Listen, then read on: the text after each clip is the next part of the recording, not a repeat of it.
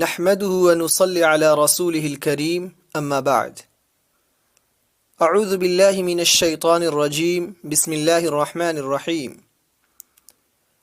من عمل صالحا من ذكر أو أنثى وهو مؤمن فلنحيينه حياة طيبة ولنجزينهم أجرهم بأحسن ما كانوا يعملون صدق اللہ العظیم۔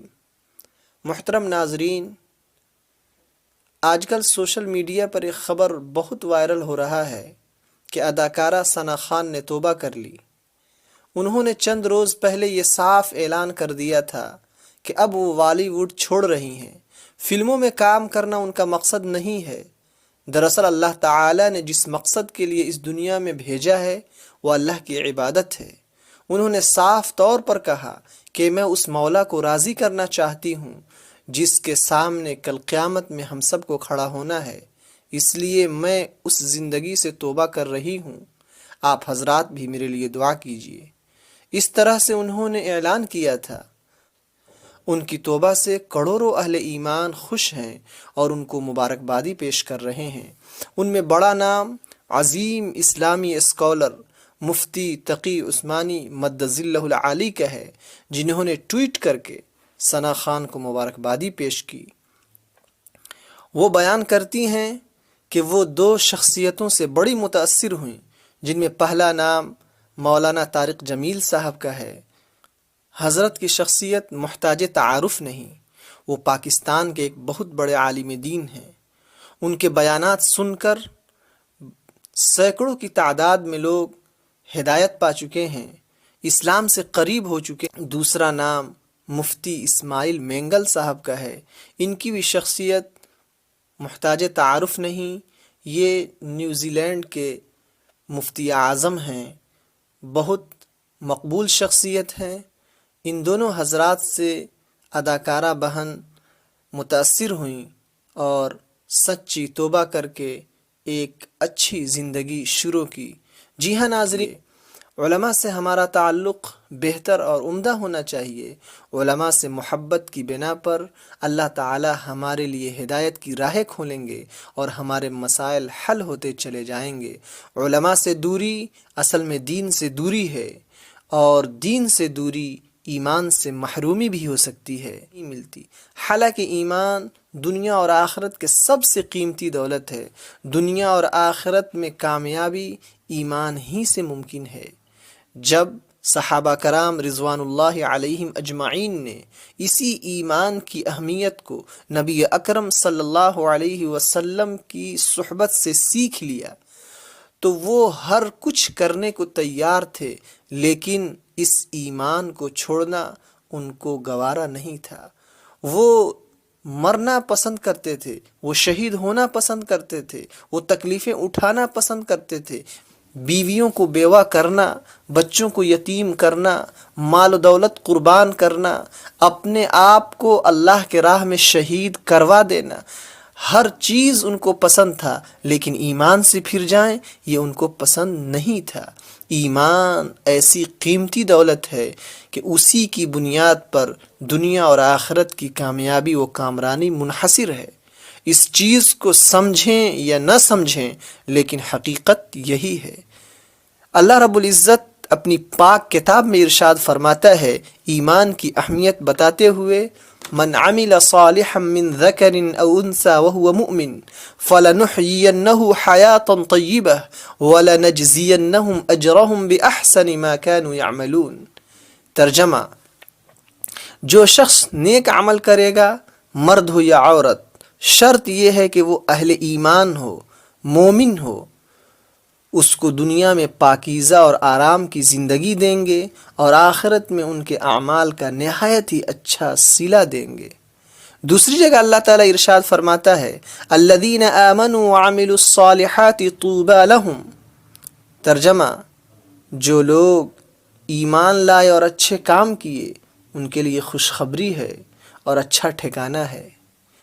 پہلی آیت کریمہ میں اللہ تعالیٰ نے نیک عمل کرنے والے مرد و عورت کو دنیا میں پاکیزہ زندگی عطا کرنے اور آخرت میں ان کے اعمال کا بہترین بدلہ دینے کا وعدہ فرمایا ہے، لیکن اس شرط پر کہ عمل کرنے والا مرد ہو یا عورت ایمان والا ہو۔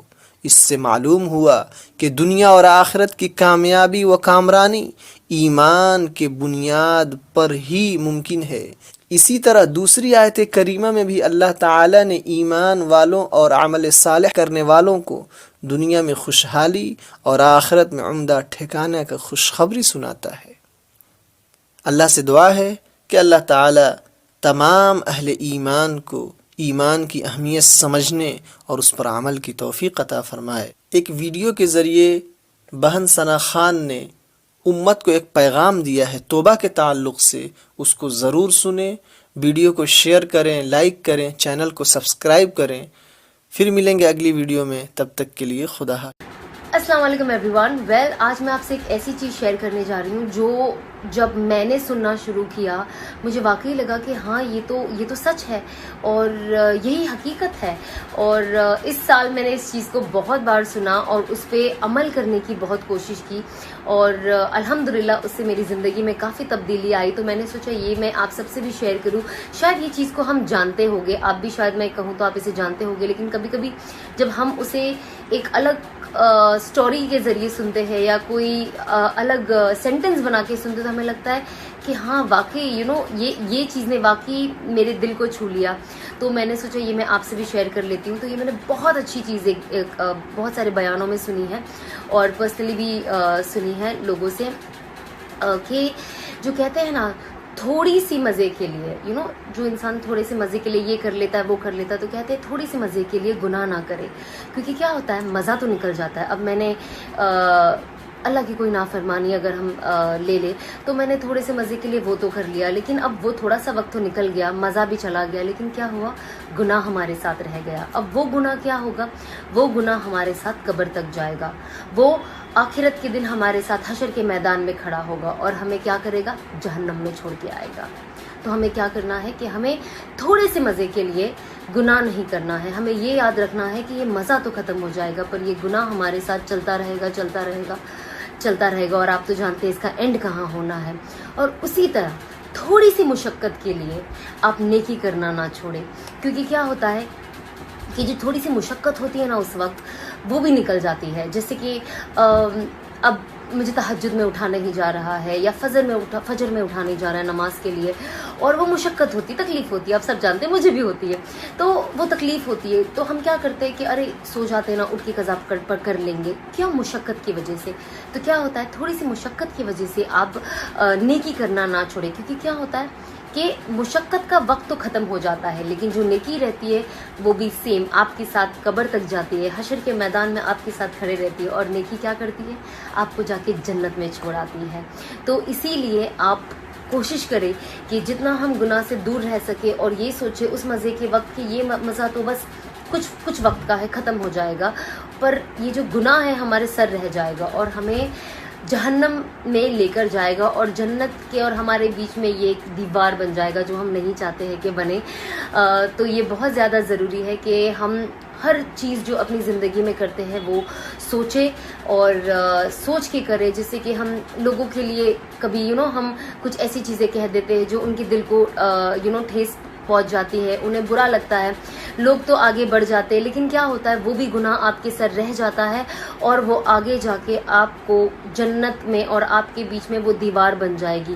تو ہمیں کوشش کرنا ہے کہ صرف نماز اور ان چیزوں کو تو دھیان میں رکھنا ہی ہے، بس اس کے علاوہ ہم اپنی ذاتی زندگی میں کیسے ہیں، ہم لوگوں سے کیسا بیہیویئر کر رہے ہیں، ان سے کیسی باتیں کر رہے ہیں، کہیں ان کا دل تو نہیں توڑ رہے، کہیں ان سے چیٹنگ تو نہیں کر رہے، کہیں ان کا پیسہ تو نہیں کھا رہے، کہیں ان کے ساتھ ان کی امانت میں خیانت تو نہیں کر رہے ہیں۔ تو یہ ساری چیزیں بہت زیادہ ضروری ہے، اور یہ ساری چیزیں ہم اپنی زندگی میں لائیں گے تو اس سے کیا ہوتا ہے ہم بھی ایک بہتر انسان بنتے ہیں، ہم دوسروں کے لیے بھی فائدے مند ثابت ہوتے ہیں، اور سب سے بڑا اللہ ہمیں دیکھ رہا ہے۔ کبھی کبھی ہمیں اچھی چیز کرنے کا یا اچھا رہنے کا اس دنیا میں اس کا ریٹرن نہیں ملتا، بٹ ہمیں یاد رکھنا ہے ریٹرن ہمیں دنیا سے نہیں، ہمیں آخرت میں اللہ سے چاہیے۔ تو بس یہ مجھے آپ سے شیئر کرنا تھا، کیونکہ یہ چیز میری لائف میں بہت بہت بہت ڈفرینس لائی، اور آپ دیکھ رہے ہو آج جو میں ایک میں کہہ سکتے ایک الگ انسان جو بن گئی ہوں. اور یہ چیز نے میری لائف میں بہت پازیٹیولی امپیکٹ کیا ہے. یہ 2 چیز اس پہ ہماری پوری زندگی بیسڈ ہے اور اس سے ہی ہماری دیکھا جائے تو پوری زندگی ہے, پیدا ہونے سے لے کے قبر کی گھڑی تک. تو بس میں نے سوچا آپ سب سے بھی شیئر کر دوں تاکہ ہم جو اپنے لیے محنت کر رہے ہیں, اپنی جنت کے لیے محنت کر رہے ہیں, ہم اگر دوسروں کو بھی ساتھ لے کر چلے اور ان کی بھی جنت بنانے میں ان کی مدد کریں تو اس سے اچھا کیا ہی بات ہوگی.